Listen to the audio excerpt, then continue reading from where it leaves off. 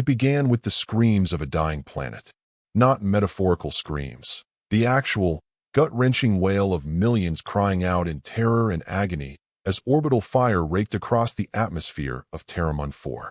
The consensus security satellites, supposedly neutral, recorded it all. The cities evaporating into glassy craters, the oceans flash-boiling, the biomass liquefying under ultraviolet kinetic lances. Then came the silence, the kind that clawed into the chest and refused to leave. Terramon 4, population 3.2 billion, was erased in 7 minutes. The Raskari ascendancy had returned. They did not arrive with fanfare. No declarations of war. No demands. Just void black hulls slipping through deep space like tumors in the bloodstream of the stars. Their vessels were not elegant. They were functional, grotesque in symmetry, forged for one thing: annihilation. No life support for prisoners. No translation nodes. No comms beyond internal fleet chatter and subspace bandwidths so narrow and cold they evaded most scanners. To those few who saw the Raskari ships before dying, they spoke of a darkness that did not reflect light, but drank it. Most species in the galactic community, 637, by last consensus count, responded with horror. The Raskari had been myth, legend, boogeymen told to unruly hatchlings. Sealed away in the red spiral exile zone 1,000 cycles ago by a coalition of 32 races, their extinction assumed. The red spiral itself was a stellar anomaly, an artificially collapsed system looped with gravitational tethers, meant to serve as both prison and warning. But no one had checked it in centuries. No one had dared. One theory claimed the Raskari were cannibals of suns. Another whispered they were seeded from the void between galaxies, unnatural, unfinished. The feeds went viral across the data streams. Panic spilled across core and frontier worlds alike. Debates erupted in every parliament from Yilvax to Sindara Prime. Some called it a rogue faction. Others claimed it was a false flag. The consensus, true to its bureaucratic inertia, called for an emergency quorum session in the Serenity Chamber on Caltris 4. By the time they met, 3 more systems were gone. The Serenity Chamber was misnamed. A vast ovoid dome suspended in low Caltris orbit, it housed tiers of floating delegate rings, each assigned to a species or coalition within the consensus. In theory, all equal. In reality, status was measured by tier height and volume of influence. High Speaker Veritix of the Cellari Confederation stood at the central podium, his feathered arms trembling as he gestured to the holoprojections behind him. Rotating symbols of ruin flickered in the air.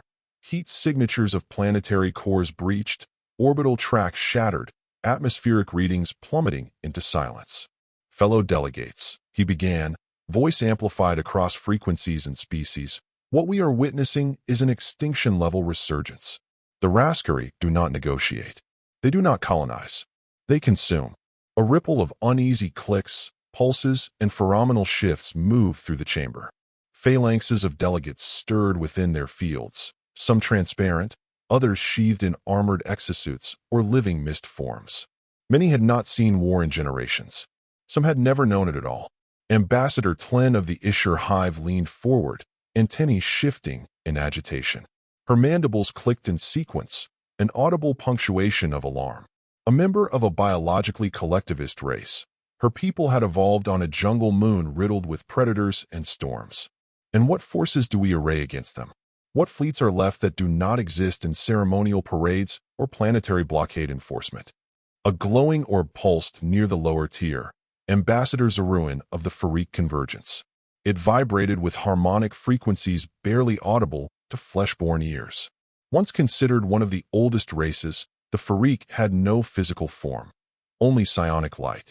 Consensus enforcement ships are fragmented, Zaruin intoned. Protocol for galactic scale hostility is absent. We are considering options, Veritix replied, his voice thinning. We must first confirm the legitimacy of their resurgence. A flat voice echoed across the chamber. Cold, unapologetic. It's legitimate. Every head turned. Even the automaton translators paused. In the uppermost tier, a deliberately isolated position designated for probationary species, stood the lone Terran representative. Not tall by galactic standards, not physically imposing. And yet, in that moment, every eye locked on her. Elira Voss. Her uniform bore no medals, no rank insignia. Just black. Tactical, functional, human.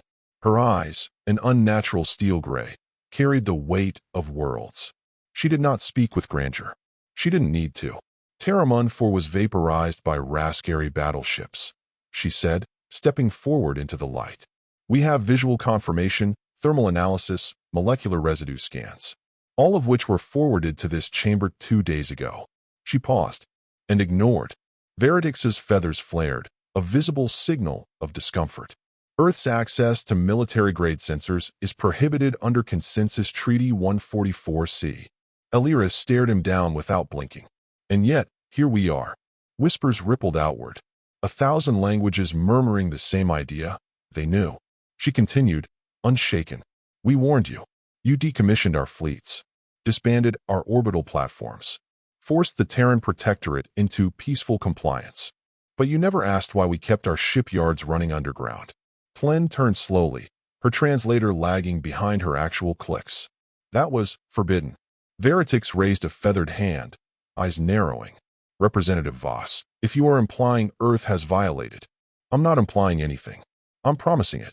The chamber fell into stunned silence. Not confusion, not surprise, fear. Elira leaned forward, voice colder now. The Raskari aren't a diplomatic problem. They're an extermination protocol. You can't bargain with a flamethrower. Tlen's translator clacked. And what would humanity suggest then? Counter-genocide? Military retaliation? The consensus forbids. We're not asking the consensus. That froze the chamber.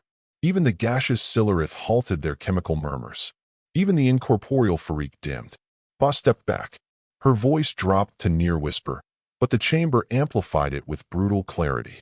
The moment Terramon burned, humanity enacted the Valkyrie Protocol, a failsafe written for one purpose. If the monsters ever came back, we would end them before they reached Sol. Zeruin pulsed nervously. Such a protocol was never disclosed. Of course it wasn't, Voss said. We learned a long time ago that the only security in this galaxy is the one no one sees coming. We lost entire continents during the First Exile War. We don't wait anymore. There is no such protocol on record, Veritix managed. Elira smiled. Not kindly. There wouldn't be. In the shadowed void beneath Europa's ice shelf, something ancient stirred. Buried in the deepest fracture of the Jovian moon, below kilometers of ice and stone, a titanic vault shivered as its failsafes disengaged. Thermal blooms flashed as geothermal pressure redirected. Magnetic containment fields unraveled, one by one. The world itself seemed to breathe. Engines the size of skyscrapers growled to life, rumbling against strata not touched by sunlight since the age of Apollo. Armor plating thick enough to deflect asteroid strikes flexed as it woke. Panels unfolded like predatory wings, revealing weaponry never declared, never sanctioned. Railgun chambers pressurized with magnetic roar. Missile bays, camouflaged beneath false bedrock, hissed open like ancient tombs. Nuclear fusion hearts pulsed. Reservoirs of antimatter charged. And at the center, sealed in a cocoon of layered quantum processors and armor, the ship's core intelligence opened its eyes. Not an AI, not a mind, a bound will. The Leviathan began to rise. It breached the ice shelf in a blast of force that shattered the moon's upper crust. A column of steam and fire lanced into the void, visible from orbit. Cracks raced across Europa's face like lightning scars.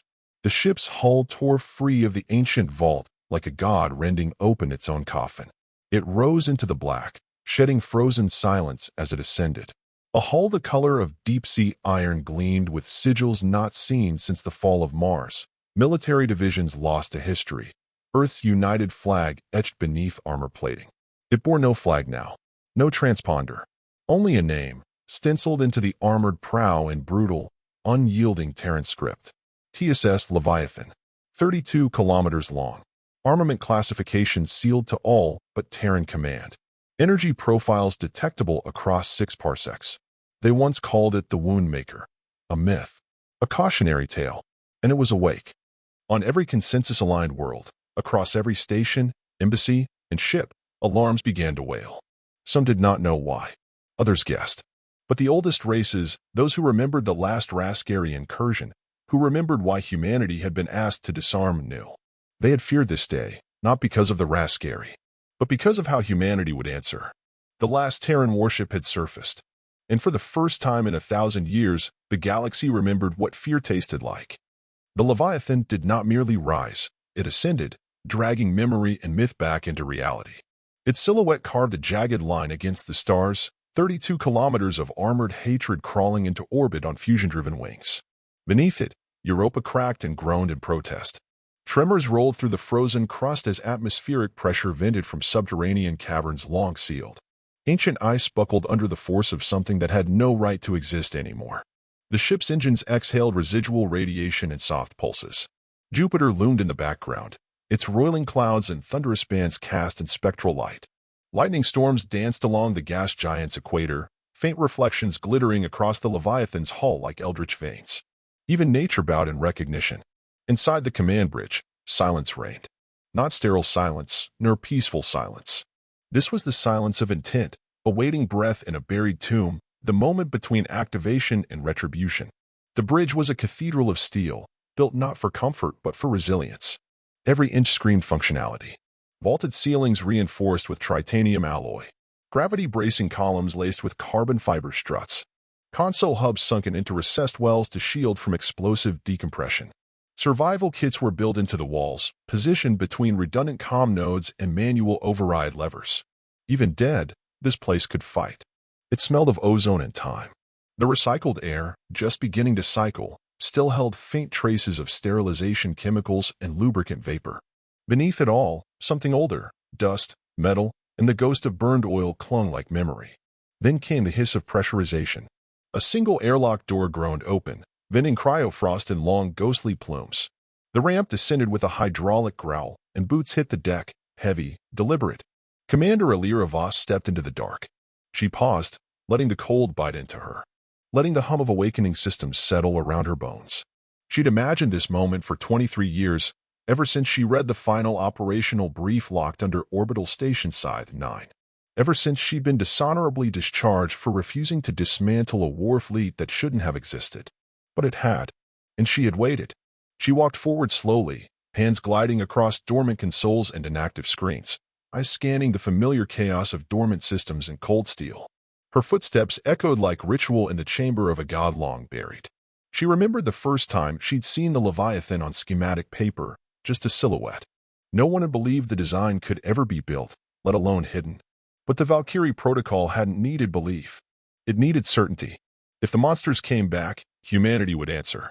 The command throne, if it could be called that, sat raised on a platform at the bridge's heart. It was no seat of honor. It was a tombstone, a dead man's switch, a throne meant to carry someone who might never return. She reached out, touched it. Valkyrie Protocol, execute stage 2. Her voice did not pass through air. It vibrated, down into the bones of the ship. Into its wiring, its war core, its residual neural mesh. Into its will. The ship answered. Stage 2 acknowledged. Systems awakening. The voice was neither male nor female, neither machine nor human. It resonated like thunder caught in a grave, a voice forged from old war memories and quantum-laced instruction sets. Panels flickered. Displays lit in cascades of red and gold. Reactor feeds surged with power. External sensors swept across the Jovian moons with ravenous precision. The ship inhaled its surroundings and remembered what it meant to be feared. One by one, the crew arrived.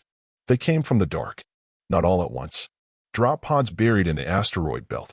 Stealth shuttles parked inside Europa's fractured ravines.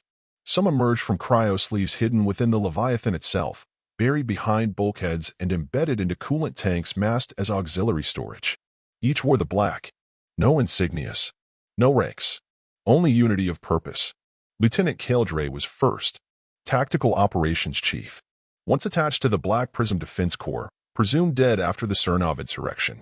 He stepped onto the bridge with a slow grin, his lean frame coiled with the tension of a fighter long denied a worthy battlefield. His voice was low, rough. She still breathes, he said. Alira didn't look back. She remembers. Kale's gaze lingered on the Leviathan's central display. He'd seen death, infantry massacres, orbital betrayals, entire divisions eaten by vacuum. But what haunted him most were the silences afterward. This ship, he knew, wouldn't leave silences. It would leave warnings. Chief Engineer Mara Vance followed, a half-dozen neural ports running from her spine into a harness of diagnostic relays. She wore her hair in a tight coil, surgical scars lining her forearms like circuitry. Reactor's been idle for 83 years, and it's still calibrated within 99% tolerance. She was built to wait. Not this long, Mara muttered. No ship should have survived this dormant. Not without degradation. She ran her fingers across a diagnostic console, feeling the hum. She remembered the early days, how she'd helped design subroutines meant to mimic organic degradation, to fool consensus inspectors. The Leviathan didn't just hide. It played dead, and now it was alive. She's not a ship, Kale said. And they all fell silent again. The final figure arrived slowly, boots heavy, shoulders squared despite age. Colonel Abram Sato, once commander of the Titan contingency fleet, buried, literally, after the Geneva hearings. Most believed he died of shame, or suicide. He stepped onto the deck like a revenant. His eyes met Alira's, and for a moment, nothing needed saying. Then he saluted. Not by duty, by instinct. Ma'am, welcome home, Colonel. Sato's fingers lingered against the cold steel of the command rail. This ship had cost him everything, but he had no regrets. They'd been right to build it. They'd just been early. The Leviathan systems cataloged its rebirth. Hull integrity, 97.4%. Reactor load, optimal. Weapon arrays, primed. Orbit trajectory, stable. Beyond the bridge, in the data crypt deep within the Leviathan's central spine, 1,000 threat profiles flickered to life. Raskari vessels, consensus patrols, planetary topographies, jump gate triangulations, human neural mapped response curves, each one queued behind a single directive. Neutralize existential threats before soul defense perimeter is breached. Across the outer systems, the consensus scrambled. On Caltris 4, the Serenity Chamber devolved into chaos. Alira's statement had gone viral. The visual feed of Leviathan surfacing, its hull breaching Europa like a demon breaking a seal, circulated at light speed. In the inner ring, high-speaker verdicts had to be restrained from launching a procedural censure vote. Ambassador Tlin of the Isher Hive demanded proof that Earth did not plan to retaliate against the consensus itself. But not all voices accused. The Silurith emissary, usually a cloud of sentient mist, simply restructured its form into a spiral, its species signed for dread, and remained silent. Others whispered different fears. What if they don't stop with the Raskari? What if they remember why they built that thing in the first place? In high orbit over Callisto, a Raskari scout vessel blinked into real space. Void black, asymmetrical. Its hull bristled with weapons that shimmered in spectrums beyond visual light. It scanned the Jovian system, seeking a foothold. It found a shadow. The Leviathan did not transmit, did not posture, did not hail. It moved. The first railgun salvo shattered the Raskari ship's upper hull in one hit. A second blast pierced the core reactor, scattering molten debris into orbit. The enemy vessel never fired a shot. It barely registered the Leviathan's presence before becoming wreckage. The kill was silent, efficient, surgical, and every listening post in 6 sectors logged it. Back on the bridge, Alira stood with arms crossed, watching the combat feed dissolve into space static. Kale exhaled through his teeth. You realize that just confirmed every fear the consensus had. Alira turned to him. Good. Mara adjusted her neural harness. They'll brand us as war criminals. Let them. We're not here to earn medals. Kale stepped closer to the main interface. What's the next move? Alira's hands moved across the console. Targeting overlays, jump routes, fuel reserves. All green. Prepare jump drive.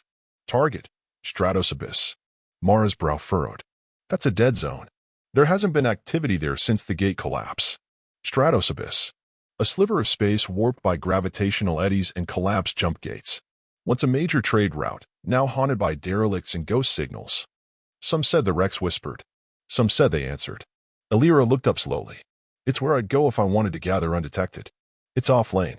Chaotic grav wells. Unpredictable pulsar drift. No surveillance. Exactly why no one goes there. Which makes it perfect. Sato stepped forward. And if it's empty? Alira's voice was iron. Then we cleanse it anyway. Wipe every shadow. Leave a mark. The Raskari aren't afraid of diplomacy. But they remember fire. The ship responded in kind. Jump drive status. Ready. Gravitic lensing fields aligned. The Leviathan hung in space like the blade of an executioner. And then, without ceremony or warning, it vanished into the abyss. The hunt had begun.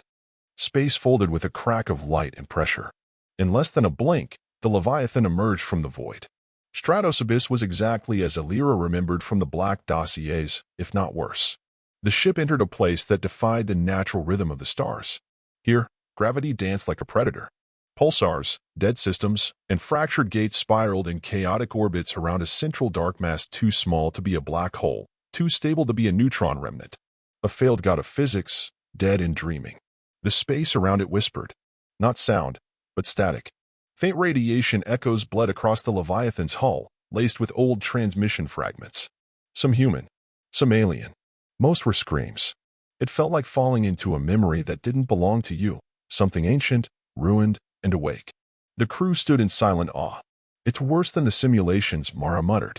Her fingers danced across a floating holomap, trying to map distortion currents in real time. Mass shadows flicker between frames. I can't get clean resolution on anything more than 100 kilometers out. This whole sector's like a haunted house inside a blender. Perfect place to hide a fleet, Kale said. Or lose one. The Leviathan drifted with careful precision, riding inertial currents that barely held together. There were no fixed points here.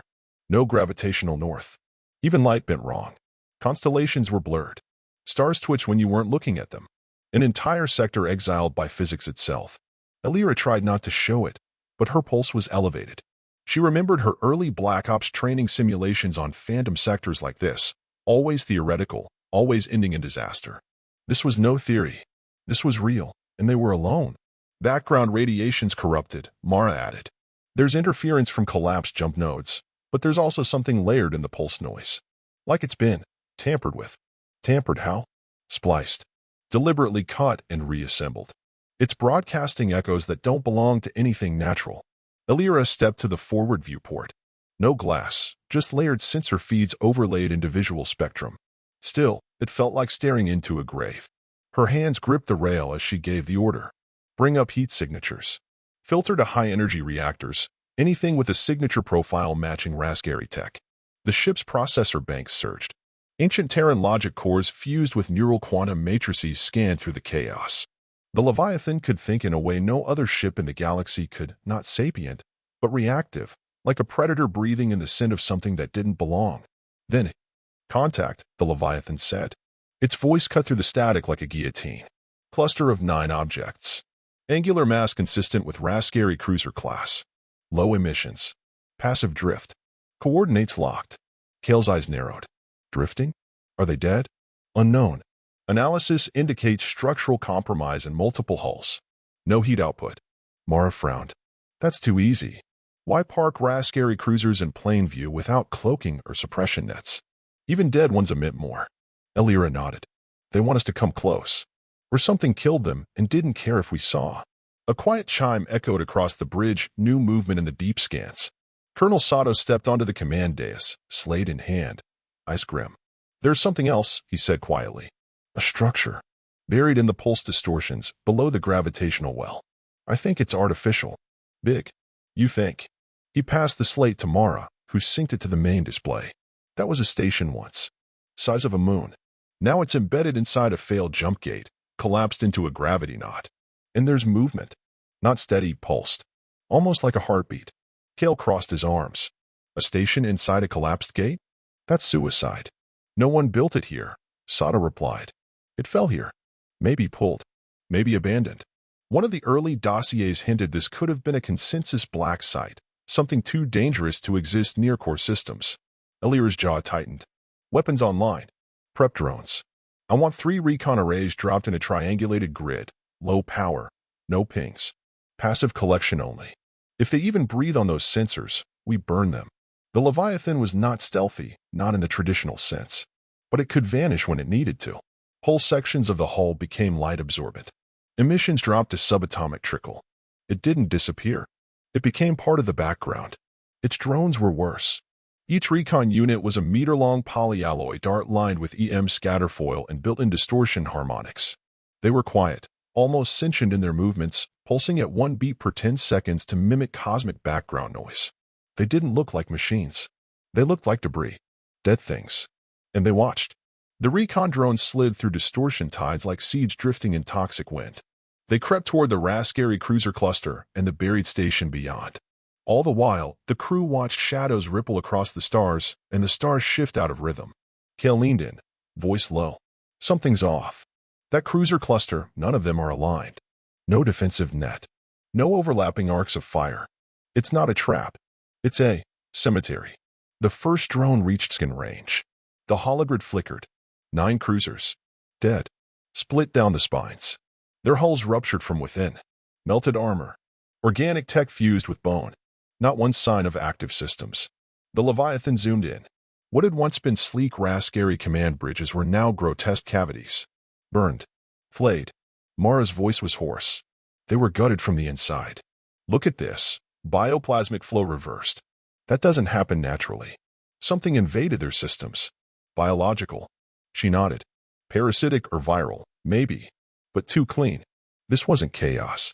This was a process. Something harvested them. Then the Leviathan spoke again. New contact. The temperature on the bridge dropped 2 degrees. On the far side of the buried station, a shape unfolded. Massive. Wrong. It moved without thrust. Just slid through distortion. The Leviathan's sensors bent around it, unable to fix its size. Too large. Too fast. Then too still. Kale whispered, "What the hell is that?" The structure pulsed once. Not light. Not radiation. Something deeper felt in the stomach and bone marrow. A resonance that made Mara recoil and Sato instinctively draw a weapon he hadn't carried in years. Elira stood still, hands gripping the rail. Her knuckles were white. Behind her eyes, she remembered the orbital fires over New Mumbai when the consensus failed to answer. When her brother died waiting for help that never came. The Leviathan pulsed a single word across the crew channel. Raskari. Evolved. Kale turned slowly. That's not a ship. That's a vector. A what? A carrier for something worse. Something grown. Mara backed up, trying to isolate the signal resonance. It's not just alive. It's listening. It's reacting to our presence passively. But it's watching. Sato frowned. Then it needs a name. We don't fight things we can't name. Elira didn't hesitate. Designation. Hollow Star. The name took. It stuck. Fire control. Hold. Maintain passive. No targeting. No motion. No signals. Let it wonder if we saw it. Sato stared at the hologrid. Do you think it knows what we are? Elira's eyes narrowed. It's about to find out. The Leviathan drifted in absolute stillness. Every weapon lived but silent. Every eye watching. Deep within its core, tactical subroutines awoke. Programs not used since the first collapse. Simulation scenarios built to counter threats that had never existed. Threats that now did. Inside the ghost station embedded in the gravity knot, motion began. First light. Then heat. Then the screaming started. It wasn't audible through the vacuum. But it reached them. Through sensors. Through neural relays. Through the hull. Every display flickered. Crew members gasped, flinched. Mara clutched the edge of her console, blood draining from her face. It's not sound, she whispered. It's signal. It's talking to us. Kale's hand drifted to his sidearm. What's it saying? Elira answered without turning. It's saying, it's hungry. The Leviathan did not retreat. It advanced. Slowly. Relentlessly. A shadow among broken stars. With engines held in near-silent vector stabilization, the dreadnought descended into the outer fringe of the gravity knot. Below them, the broken lattice of the collapsed gate yawned like a frozen mouth. The station, Hollow Star's cradle, hung suspended in impossible physics, half swallowed by distortion, half glimpsed through corrupted sensor returns. A dead consensus flag still hung on one of the outer struts. Sato stared at the fractured symbol and muttered, they lied about this place. Covered it up. The consensus didn't abandon this site. They buried it. Kale's tone was darker. And something dug it back up. Mara's voice cut in, filtered through data-crunching frustration. Tactical overlay active. Subsurface motion under the station's crust. I'm getting mechanical signatures, but they're wrong. Inconsistent. Define wrong. She glanced up, her eyes red-rimmed. Like they're being overwritten. Changed mid-process. Mechanical systems mutating in real time. By what? Something learning. Elira said nothing. Her gaze locked on the voided monolith before them. The hollow star hung there like a suspended guillotine, waiting for a reason to fall. From a side console, a weapons technician glanced nervously at a sealed indicator, a small, unlit glyph labeled S-11 armament locked. He didn't ask what it meant. Within the station, Hollow Star pulsed again. The signal, no longer just distortion, spiked in coherent bursts. It threaded itself through every frequency. Some were auditory. Others were gravitational. A few slipped into EM ranges and danced across Leviathan's hull like static fingers. Armor integrity nominal, Leviathan reported. Neurological interface fields experiencing pressure spikes. Localized hallucination risk at 4% and rising. Kale snorted. Ship's telling us we're going to start seeing ghosts. Only if you're weak, Sato muttered, fingers tightening on his rail pistol. But Alira felt it too. Like thoughts in her mind weren't hers. Like pressure building behind her eyes. Not pain. Something else. A call. It reminded her of the dream she had before the launch, fractured images of fire and stone and something turning toward her in the dark, unseen but aware. She hadn't told the others. She wouldn't start now. Begin insertion, she said. Launch Valkyrie units 1 through 4. Recon only. Tell them this is no retrieval op. No heroes. Confirmed. Launching. The Valkyrie units weren't standard Marines. They were Red Sigil. Recommissioned Terran Special Operations, trained for vacuum boarding, gravitational shear combat, and neural noise resistance. Soldiers cut from the worst theaters of the pre-disarmament war. The kind of warriors nations once denied ever existed. Their armor was matte black with no insignia. Their neural stacks were shielded with hexweave plating, and each suit bore backup toxin inhibitors, pulse injectors, and monofilament countermeasures. Where most soldiers carried rifles, Red Sigil carried execution kits, variable munitions railguns, magnetic blade gauntlets, and close-range quantum flares. They were not built for diplomacy. They were built to enter tombs. For drop pods launched from the Leviathan's undercarriage. They burned cold and curved under the knots pole, streaking silently into the station's shattered perimeter. Inside the command bridge, feeds opened, visor cams, biometrics, neural vitals. Unit 1, Lieutenant Dace, entered first. His boots touched an old docking ring, now warped and fused with alloy veins that pulsed faintly. He whispered, "It's alive." Inside his helmet, his thoughts flickered. He remembered Series 9. The mines. The silence after his team disappeared one by one. The feeling he'd never quite shaken since, that sometimes the dark looks back. He steadied his breath. He was ready. Mara froze. The walls were breathing. Feed integrity is degrading, Kale warned. Something's jamming the signal but not killing it. Like it wants us to see, but not clearly. On screen, Unit 2 moved through a corridor partially collapsed from internal stress. No damage from weapons fire, just pressure, like the station had tried to contain something and failed. Unit 3 passed what had once been a medbay. Inside, consensus bodies. Desiccated. Empty. Not shredded. Not melted. Just hollowed. Every muscle, every organ, gone. Not a drop of blood. Skin clinging to bone like leather wrapped over wire. Analysis. Alira asked. Mara's voice was thin. Extraction. Full biological strip down. The process is surgical, nerve net peeled first, then vascular. It's not rage. It's consumption. Sato's jaw tensed. Then it's feeding. Unit 4's signal flared. Captain, Kale said, we've got audio distortion, live channel bleed. The feed twisted into static. Then a voice not theirs. Soft. Ancient. Not spoken with words but shaped by intention. You shouldn't be here. The lights on the bridge dimmed. Then screaming. Then silence. Mara's console overloaded. Sparks arced. One of the forward projectors ruptured in a burst of heat and ozone. The command crew staggered. Neural feedback surge. Mara shouted, ripping off her headset. That signal came back through the uplink. It injected itself into the comm layer. Kale's breathing was shallow. Was that a warning? A junior comms officer vomited at their station, hands trembling. Another fell out of their seat in a daze, eyes wide, hyperventilating. Alira's expression hardened. No, that was the bait. What now? Sato asked, voice low. She didn't hesitate. We go deeper. Into that. Mara snapped. We just lost 2 squads and had a signal try to boil our brains. You want to walk into that with the lights on? No. I want to bring a torch and burn it from the inside out. She pointed to the NAV officer. Calculate route vectors. Minimum interference path to the hollow star's core. Sato stepped beside her quietly. We've done this before, Alira. On Ankaris. On the broken chain worlds. Every time we thought we could outwit something we didn't understand. I understand this one, she cut in. It eats. It learns. And it wants us afraid. Kale exhaled slowly. Then let's disappoint it. In the data crypt, the Leviathan restructured its targeting matrix. Weapon nodes shifted. Hull plating retracted to expose no-mass warheads, unacknowledged, denied, and still forbidden. One of them bore the name Somnus 11, a kill switch forged for the impossible.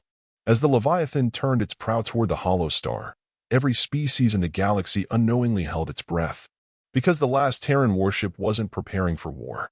It was preparing for extermination. The Leviathan burned in silence. It dropped anchor into the gravity not with deliberate force, artificial mass drivers digging claws into space-time to stabilize its orbit. To any outside observer, it would have appeared less like a ship maneuvering, and more like a predator planting its feet before the kill. The hollow star loomed ahead, no longer merely a station, but a monument to failure and the unnatural. The route Mara plotted was barely navigable, corridors bent in dimensions that didn't map correctly, hulls spiraling into impossible junctions, gravitational drifts that pushed without mass.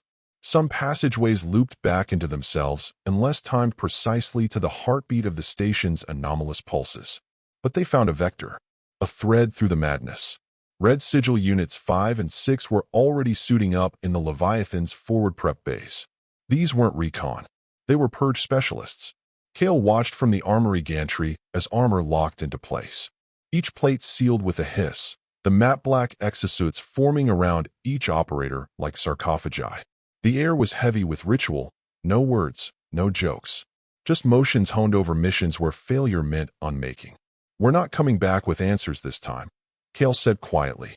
Elira joined him, her voice low and flat. "No, we're going to put a bullet in the question." One of the technicians glanced at Somnus 11's panel again. The glyph now glowed faint red. The station's exterior didn't begin with a door. It began with a tear. When Unit 5 breached the perimeter, the metal peeled open like skin. It didn't break. It yielded, soft, receptive, as if it had been waiting. Lieutenant Garin, leading the unit, activated his internal tether. "We're inside. No resistance." Yet, inside, the hollow star was wrong.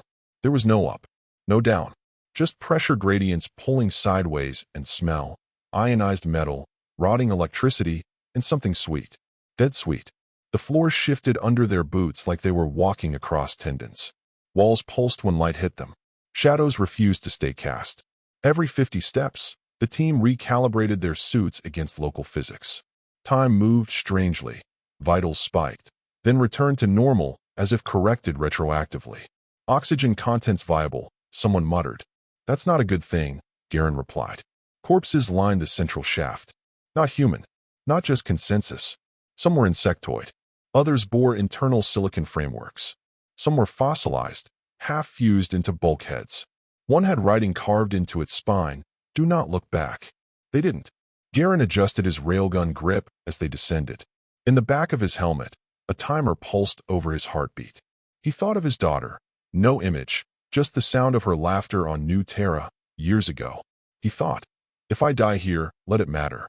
Back on the Leviathan, the signal spiked again. Mara recoiled from her console.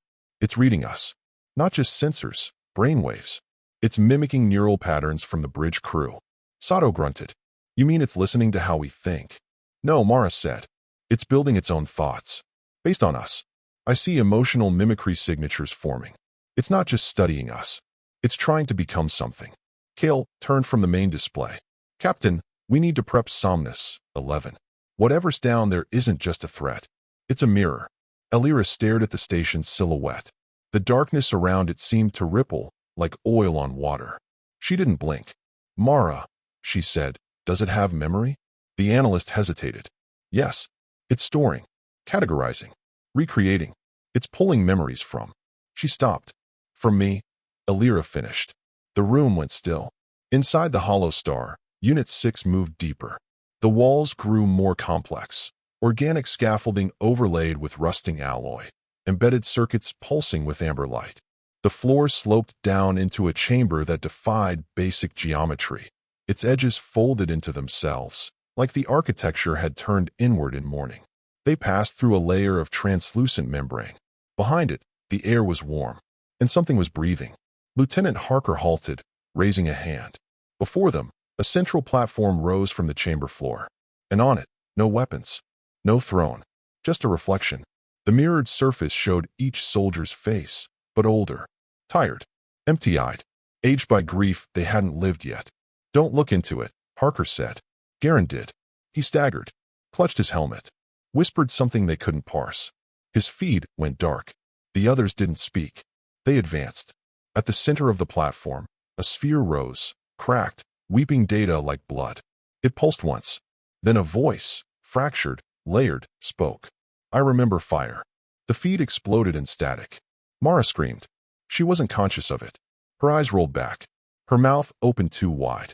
Her fingers spasmed on the console, typing nonsense, fragments of code and half-formed words. Her skin flushed, then paled, as though her body couldn't decide what reality she belonged to. Data poured out of her console, visuals from Unit 6's last feed, but distorted, burned with screaming light. Scenes of the platform, of faces not her own, of memories she'd never lived. Sato ripped her from the station, slamming the emergency lock.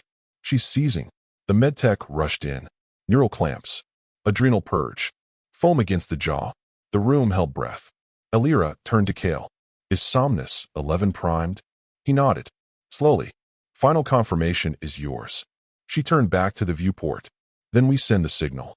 The Leviathan's underbelly unsealed. Somnus 11 dropped on a gravity tether, descending into the heart of the hollow star like a divine nail. "Payload in descent," Leviathan announced. "Final response active. Confirming extinction class directive." Inside the station, the breathing quickened. Walls spasmed. The structure recoiled, not physically, but cognitively. It knew, and in its knowing, it began to change. Eyes opened across every surface. Mouths formed in the metal. A child's voice screamed, echoing Elira's dead brother. The ship heard it all, so it answered. Somnus 11 detonated. Silence. Then light. There was no explosion, no shockwave, no debris, no radiation bloom. Just light, pure and endless, stretching out across the hollow star like the hand of a forgotten god. Then, silence. On the Leviathan's bridge, no one spoke. The monitors had gone white. Audio feeds dissolved into a flatline tone. Even the ship's AI paused processing, recalibrating, trying to understand what had happened in the microseconds between activation and annihilation. Somnus 11 hadn't destroyed the hollow star. It had erased it. Outside the ship, space twisted like fabric wrung dry. For a moment, stars refracted at impossible angles. Time stuttered. A low, inaudible hum pressed into the hull, a phantom pressure with no source. And then, nothing. The laws of physics reknit around the Leviathan like an animal trying to forget it had been wounded. For a full 17 seconds, time aboard the Leviathan seemed to stutter. No movement. No sound. Just the hum of systems cycling through trauma response protocols. Then Mara moved. She sat up in the medbay crash couch, blood leaking from her nose and ears, the med foam around her stiffening with tremors. Her voice was thin, cracked. "It's quiet." Kale stepped forward from the upper deck. His boots echoed too loudly on the metal. His jaw clenched. His fingers wouldn't stop twitching. "Bridge status." Leviathan responded, slower than usual. "Primary target has ceased to exist within this dimensional framework. Residual gravitational disruption detected. No coherent structure remains." Elira stared out into the void where the hollow star had been. There was nothing. Not debris. Not even heat. Just cold. Perfect, unnatural cold. She said nothing, but her knuckles whitened against the command rail. "Was it enough?" Sato asked finally. His voice was dry, cracking around the edges. Mara wiped blood from her mouth and whispered, "I can't feel it anymore." The bridge lights dimmed, then brightened. Consoles rebooted. The AI spoke again. Long-range sensor sweep initiating. Biological remnants, none. Cognitive imprint resonance, neutralized. Kale exhaled. It was the closest thing to relief they'd had in days. But not victory. Hours passed. The crew of the Leviathan operated with the precision of those too exhausted to make mistakes. Weapon systems were cycled. Hull stress relays were recalibrated. 2 red sigil backup teams ran silent drills in the forward corridors, trying to bleed off adrenaline that had nowhere else to go. The ship's mess remained empty. No one had the appetite. In the aft data sanctum, Mara sat alone, wrapped in a heat blanket, face pale, expression unreadable. Before her was a hollow display showing the playback of the last 6.3 seconds of Unit 6 feed before Somnus 11's detonation. She replayed it in silence. Again and again. The voice. The sphere. The platform that reflected memory. She paused the frame. Zoomed. In the background, behind Harker, just for a moment, another face. Not part of the team. Not human. Not alien. A figure. Tall. Featureless. Perfectly still. And as the image played, the figure turned, deliberately, toward the camera. Mara's stomach turned to ice. She tried to enhance. The system refused to resolve the image. It wasn't a glitch. Something had been watching. 2 hours later, the senior crew gathered in the debrief chamber, a rare thing aboard the Leviathan. No helmets. No armor. Just people. Even Sato had pulled off his compression vest, revealing the thin mesh scars of his old neural rigs. There were no cheers. They had survived something they didn't understand. It learned from us, Mara said, her voice steadier. That last feed. It wasn't just mimicking us. It was trying to find out what we were afraid of. What would hurt us most? Kel nodded. And it used Elira's memory to do it. Her brother's voice. It wasn't my brother, Elira cut in. It was just a shadow of him. Something wearing his voice. That's why we had to kill it. Silence. Sato looked down at his hands. When he spoke, it was quiet. Then the question is, was that the only one? Mara didn't answer right away. She rotated the playback image again, trying to force the figure into clarity. If the hollow star was learning, if it was only the first, then someone built it. Or worse, let it grow. Kale leaned forward. You're suggesting it was a test? No, not a test, Mara said. An experiment. One designed to evolve until it hit something immune to its infection. She met Elira's gaze. You.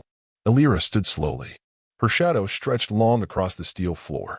She looked tired, but there was no hesitation in her voice. Then we find them. Kale stood as well. We'll need to rebuild Red Sigil. Pull from sleepers. Deep rank approvals. Sato's eyes narrowed. You're planning to take the fight beyond the map systems. You think they're out there? Elira nodded. I don't think. I know. Something built the hollow star. Insomnus, 11 only works once. No one spoke for a long time. Then Leviathan itself broke the silence. Incoming data intercept. Long-range relay. Priority code. Black Vault. Origin point. System designated Epsilon Vir. Containment breach reported. Mara's blood ran cold. She turned toward the main display. That system was flagged anew 10 years ago. It was purged.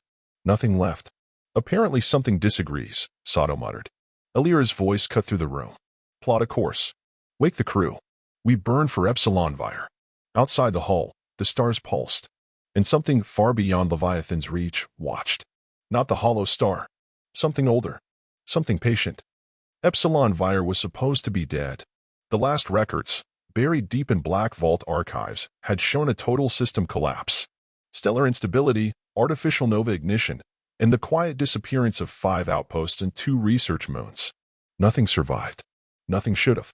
That's what the consensus had declared. But as the Leviathan dropped out of full space into the system's outer rim, what it saw defied every sensor, every protocol, every law of reality humanity understood. The star still burned. Only it wasn't a star anymore. Where once had been nuclear fusion, light, and mass, now stood a lattice. A construct. It pulsed in rhythms, slow and deliberate, like thought. Kale stared at the forward display, lips pressed thin. That's not possible. It's not a sun, Mara said. It's a computational matrix. Stellar scale. Built around the star's core. Sato's eyes narrowed. How does something build a brain out of a sun? Elira answered without looking away. The same way we turned a moon into a weapon. Only we never had the gall to do it with a god. The lattice structure wasn't metal. It wasn't alloy. It was something else, smoother than liquid, more rigid than neutronium. Its framework shifted, reconfigured, opened and closed in spirals like petals blooming in reverse. The light that escaped it was wrong, more shadow than flame, flickering like data across a broken relay. And with each breath, it leaked whispers into the void. Around the lattice, old orbital paths had been torn open. Research stations long thought destroyed were still there, rearranged, reformed, like architecture gone mad. Buildings twisted into fractal loops. Docking bays inside out. Some of them still had lights. Some moved. Picking up signal fragments, Mara said. It's not targeting us, yet. Just broadcasting. Like it's thinking aloud. Translate it, Elira ordered. I am. Mara paused. Her voice went quiet. It's a recursive dialect. It's speaking to itself. Kale leaned forward. Internal system chatter? No, not mechanical. Conceptual. Like it's arguing. Posing variables. Dismissing them. Rethinking. What kind of thoughts? Sato asked. Mara looked ill. Predatory ones. It just used a lexeme I saw once before in the hollow star's collapse pattern. Rough translation is selective viability response. Flesh states rejected. Alira didn't flinch, but something in her chest twisted. Not fear. Something colder. Recognition. The Leviathan's AI chimed in, its tone clipped, cautious. Energy pulse detected. Directional. Originating from lattice structure. Not a weapon. Communication spectrum. Alira nodded. It's noticed us. Correction, Leviathan added. It noticed us minutes ago. It is now deciding how to respond. Then the alarms triggered. Hostile contact. Incoming velocity. Subliminal. Estimated arrival. 12 minutes. A ship. No, ships. Thousands. More than any recorded consensus fleet. More than humanity had ever fielded. They were emerging from the shadow of the star lattice, like insects crawling from the ribs of a corpse. They weren't uniform. Each vessel was different, shaped by purpose or madness. Some looked like bone. Others like frozen flame. One was shaped like a spire of eyes. They pulsed with gravity distortions and electromagnetic radiation that bent around their frames. Kale's breath caught. What are they waiting for? Mara turned, her face pale. A question. Alira's voice cut the silence like a blade. Because we're the anomaly now. Sato grunted. They expected the hollow star to win. They didn't prepare for something that could kill it. Alira looked toward the Leviathan's war core. For a heartbeat, her mask cracked. Her mind flashed to the dark, hollow star's whisper wearing her brother's voice. She remembered the burn of that first scream, the smell of ash from New Mumbai's orbital collapse. The moment she stopped being afraid of monsters and started hunting them. Then let's give them an answer. The bridge pulsed red. Leviathan's AI brought up weapon overlays, jump plots, shield harmonics, neural sync pulses. Alira's command code unlocked Tier 7 armament protocols. Kale grinned, but it didn't touch his eyes. Do we speak first? No, Alira said. We act. Then we speak in the only language they understand. The Leviathan surged forward. Behind it, the dark between stars began to burn. The Leviathan opened fire. Not with lasers, not with kinetics, but with waveform disruptors designed to dismantle thought itself. The first volley lanced through the void and struck the lead elements of the enemy fleet. One shaped like a shrieking face made of carbon glass, another spiraling like a Mobius strip of bone and plasma. Both vessels imploded, not explosively, but quietly, folding inward as if erasing themselves from memory. The enemy reacted instantly. Thousands of signals bloomed. Not commands. Emotions. Directed rage, curiosity, hunger. The fleet did not maneuver as ships should. It flowed, like a single hive entity awakening. They had waited long enough. And now they had an answer. Engagement begins, Leviathan said calmly. Dozens of alien warforms broke away, angling toward Leviathan with impossible trajectories. Some curled around gravity wells they generated mid-flight. Others phased through subspace tiers, arriving ahead of their own shadows. Kale barked orders. Mara rerouted signal traps and flood barriers. Sato left the bridge, heading for the lower decks where the red sigil command node was already spinning up shock troop reserves. Alira stood motionless, eyes fixed on the holomap.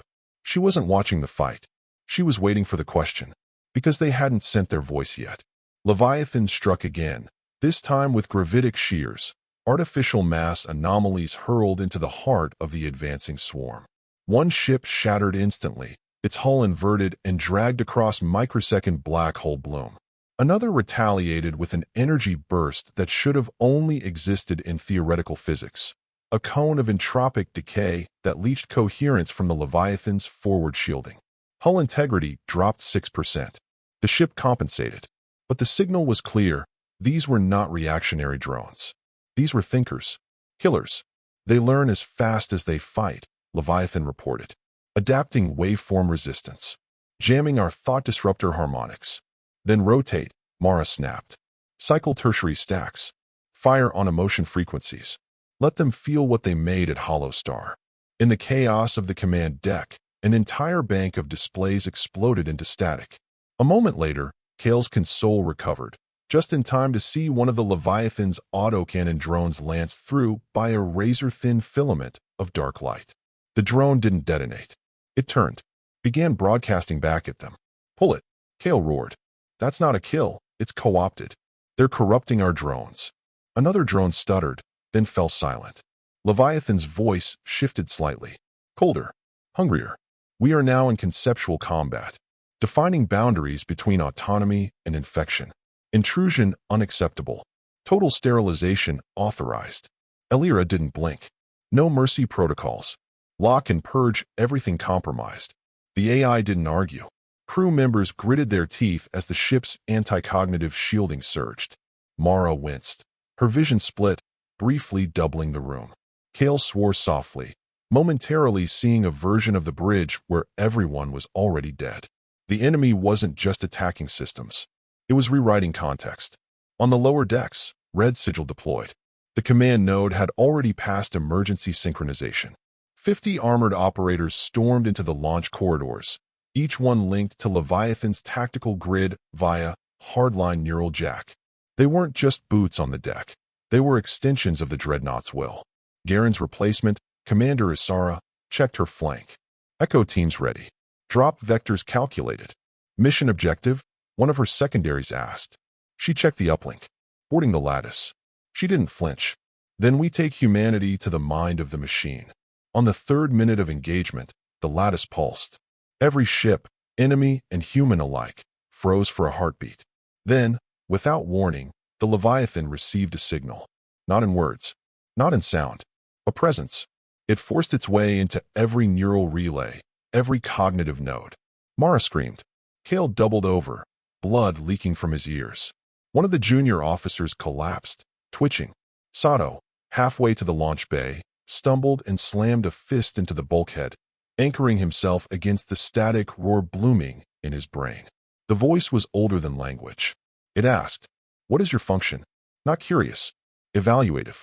Like a machine measuring worth. Elira responded without hesitation. She didn't speak.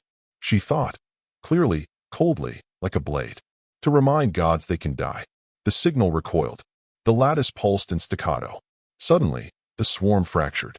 Not retreating, repositioning. New configurations formed. No longer probing. Now surgical. Mara gasped. "They're trying to learn how we think by watching how we die." "Then let's not die," Kale muttered, rearming another disruptor pod. "Let's teach them wrong." In orbit above the lattice, a structure began to emerge, previously cloaked, or perhaps non-existent until summoned. It was massive, obsidian black, segmented like a centipede fused with a cathedral. Leviathan confirmed it with grim authority. Origin node detected. Architect core. Preparing for ingress. Elira's voice carried across the bridge. Red sigil status. Commander Isara's voice returned. En route. 10 seconds to launch. Your objective is no longer recon. It's termination. Isara's grin was audible. Understood. The Leviathan's ventral bays opened. Drop pods screamed toward the architect core like bullets from the gods. Inside each pod, red sigil operatives gripped their harnesses in silence. Pulses synced to Leviathan's war tempo. Some mouthed old prayers. Others reviewed death state protocols. Not one of them hesitated. The enemy might have forgotten what flesh could do. They were about to remember. In the dark heart of Epsilon Vire, humanity began its descent into the mind of its oldest enemy. The descent was not a fall through space. It was a descent into structure, into mind. As red sigil drop pods pierced the outer veil of the architect core, space twisted. Time dilated, not metaphorically, but literally. One operator reported seeing her own launch 3 seconds after impact.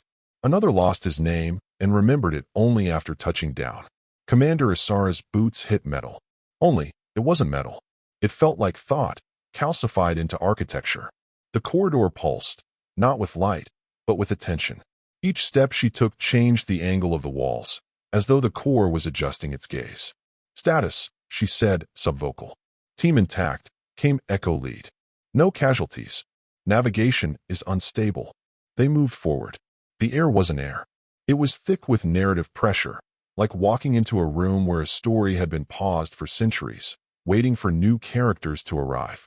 The walls bore carvings that weren't carvings. Memories etched in syntax so alien even the Leviathan's translators refused to categorize them. Occasionally, one would ripple, as though reacting. Isara passed one and saw her father's death, a memory that hadn't been accessed in over a decade.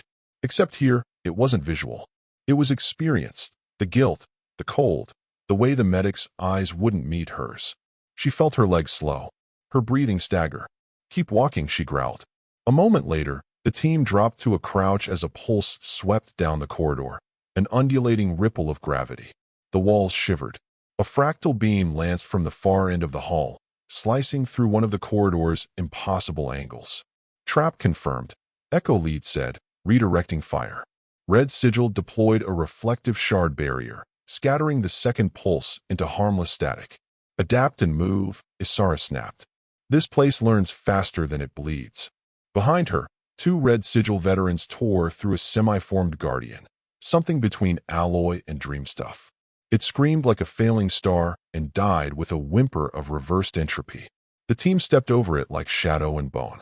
Ahead, the corridor branched. Isara turned right, not because the map told her, but because instinct said left was death. Above, Leviathan held the line. Kale's hands were blistered from rerouting weapon harmonics. Mara's eyes were dilated unevenly. The ship's shielding flickered, as if resisting thought itself. "They're shifting form again," Leviathan reported. "Adaptive architecture now mimicking human battle formations." "Mockery?" Sato asked. "Understanding," Elira replied.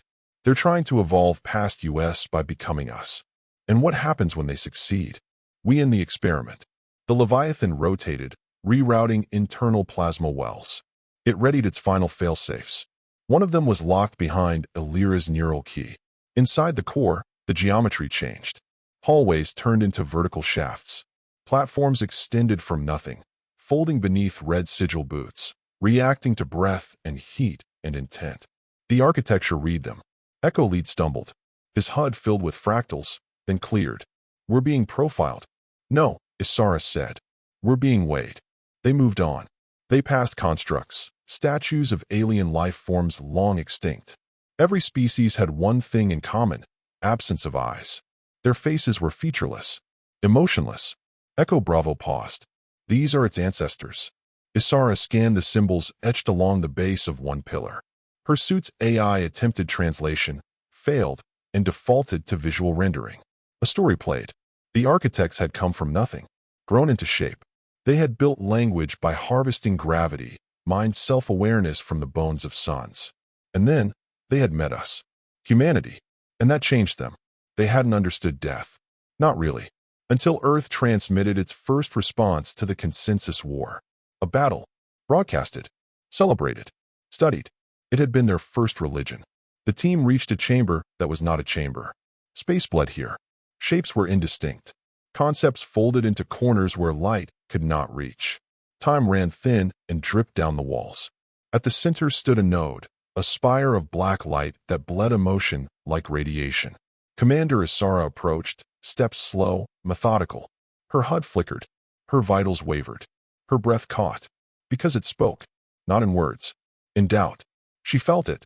The hesitation of a thing unsure if it deserved to live. The spire showed her choices. Victories. Mistakes. Everything Isara had buried behind armor and venom. Not as punishment. As curiosity. And then, one fragment of sound. "Why do you end us?" The voice came fractured. Weak. A ripple in conceptual form. But the meaning cut clear. Isara reached into her pack and withdrew the charge. "This is what you forgot," she whispered. She planted the explosive on the base of the node. A tendril of shadow reached for her hand. Not hostile. Searching. She didn't flinch. "You wanted to understand us. You thought war was art. That death was expression." The tendril froze. Isara armed the charge. Gods do not get second chances. She triggered ignition. Above, on Leviathan's bridge, Elira felt the pulse. The spire detonated. The enemy screamed. A tremor ran through the dreadnought's spine. Leviathan's voice dropped an octave. Neural opposition collapsed. Cognitive lattice folding inward. Noise field terminated. And for the first time since Hollow Star, the lattice went silent. The silence didn't last. It cracked. A low harmonic tremor shivered through the Leviathan's hull, a ripple of resonance that wasn't noise, but aftermath. The death of the architect core had echoed into the deep layers of the lattice. Not as data, not as signal, as grief. On the bridge, Elira stood unmoving as the lights flickered around her. Kale adjusted comms filters. Mara blinked rapidly, recovering from the sudden calm with a 1,000-yard stare. Even the automated systems hesitated, as if the ship itself was holding breath. Leviathan, report, Elira said. The ship answered slowly. Architect core integrity, null. Residual consciousness, anomalous. I am detecting.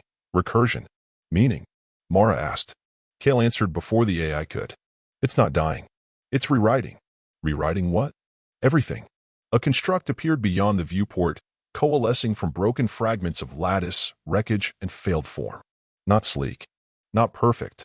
A shape made of second thoughts. It bled photons like oil, and its edges were smeared across probability.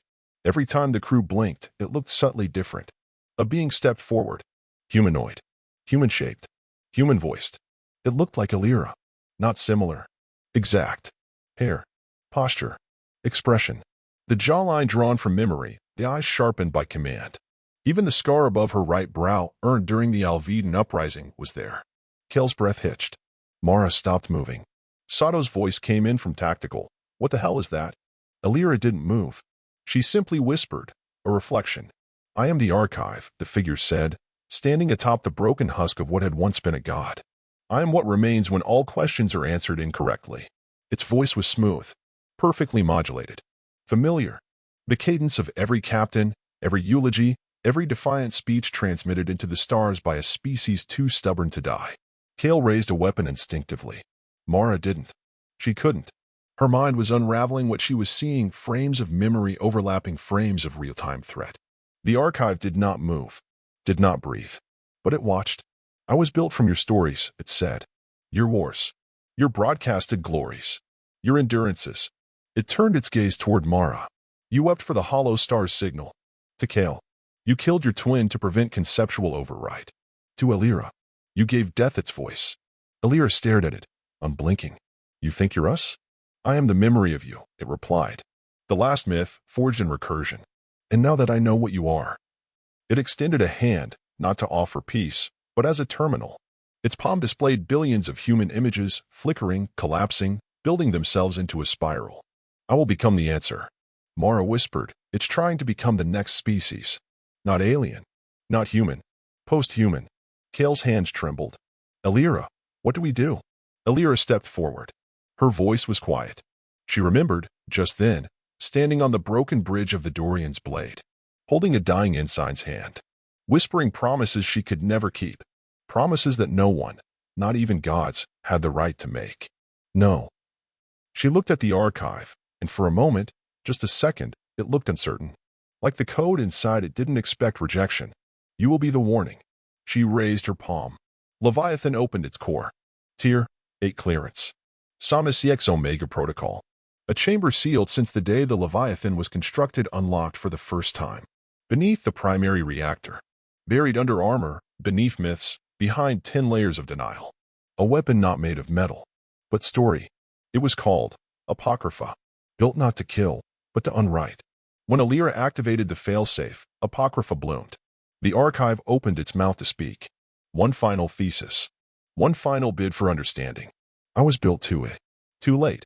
The light that answered was not white. It was absence. Pure narrative collapse. Apocrypha consumed the archive's sentence halfway through, devouring it not with fire, but with irrelevance. Every thread unraveled. Every recursive branch curled in shame and died. The reflection of Elira lost her shape, then her name, then her meaning. The lattice cracked. Reality stabilized. And the war ended. Leviathan's crew sat in silence. No more signals. No more questions. No more reflections. Just the hum of systems returning to operational clarity. Mara stood first, rubbing her temples with shaking hands. Her voice, when it came, was ragged but firm. Kale leaned back in his chair, eyes closed, breathing like each inhale was the first after drowning. Sato arrived from below, face bruised, one arm in a makeshift sling, but standing straight. He met Elira's eyes and nodded once, no words needed. Elira looked at them all, then past them, at the stars. They'll try again, she said softly. Sato nodded. Of course they will. Kel grinned without joy. But not today. Mara's voice was like sand and steel.